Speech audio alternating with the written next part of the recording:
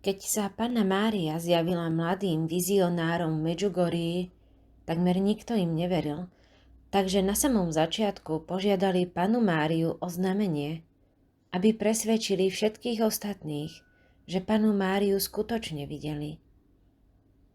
Mnohí im neverili a vizionári sami boli smutní a netrpezliví. Preto sa občas pýtali Panny Márie na znamenie. Odpovedala: Buďte trpezliví, moji anjeli.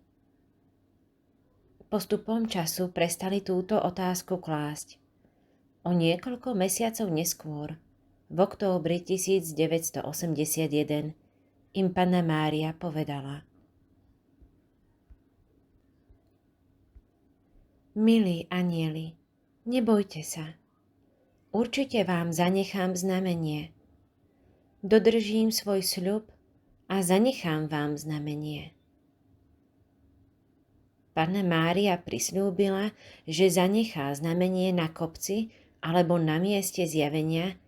Podľa vizionárov to bude znamenie veľké, nezničiteľné a trvalé.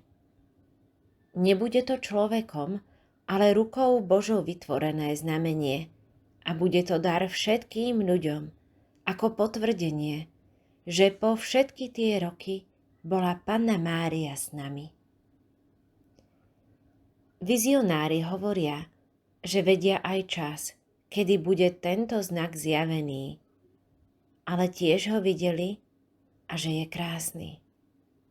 Vizionárka Ivanka Ivankovič hovorí o veľkom znamení a na otázku, či tí, čo urážajú Pannu Máriu, môžu narušiť jej plány pre tento svet, odpovedá, že nemôže, pretože Ježiš je ten, ktorý rozhoduje a Boh už vyhral.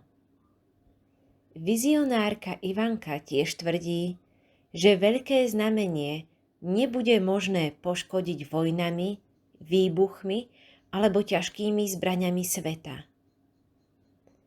Nič ho nedokáže zničiť, pretože Ježiš toto znamenie schválil. Mária nerobí nič bez Ježiša, uviedla Ivanka a dodala, že Mária tiež koná vôľu Božiu a nerobí nič sama. Preto je to tiež znamenie, ktoré je zasľúbenou vôľou Boha a preto je nezničiteľné svetom. Vizionárka Vicka však roky mlčala o znamení, aj keď o ňom vie všetky podrobnosti. V rozhovoroch povedala, že bude krásne a nezničiteľné. Tiež presne vie, ako sa bude volať a že svet sa bude okamžite čudovať. Bude to milosť všetkým, ktorí veria, a tiež ako dôkaz Božej prítomnosti medzi nami. Ale Vicka zároveň varovala tých, ktorí čakajú na znamenie, aby sa obrátili. O znamení nemôžem nič povedať, ale jediné, čo môžem povedať, je toto. Beda tým, ktorí čakajú na znak kvôli obráteniu. Zdá sa mi, že som to už raz povedala. Mnohí prídu, poklonia sa pred znamením, ale napriek tomu všetkému neuveria. Buďte radi, že nie ste medzi nimi, povedala Vicka. Veľké znamenie, ktoré Panna Mária prisľúbila, že zanechá na kopci pre všetky národy sveta, je jednou z najočakávanejších udalostí vo svete viery. Toto znamenie by malo potvrdiť zjavenia Panny Márie, a to nie len v Medžugorí, ale na celom svete, ale samozrejme priniesť mnoho milostí tým, ktorí ešte neveria. Je zaujímavé, že Ježiš hovorí aj so svetou Faustínou Kovalskou o veľkom znamení sveta. Predtým, než prídem ako spravodlivý sudca, prídem ako kráľ milosrdenstva.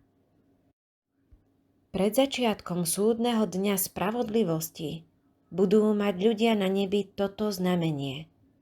Všetko svetlo na oblohe zhasne a na celej zemi bude veľká tma. Potom sa na nebi objaví znamenie kríža a zo všetkých otvorov, v ktorých boli prepichnuté ruky a nohy Spasiteľa, sa objavia veľké svetlá, ktoré nejaký čas osvetlia zem. Stane sa to krátko pred súdnym dňom.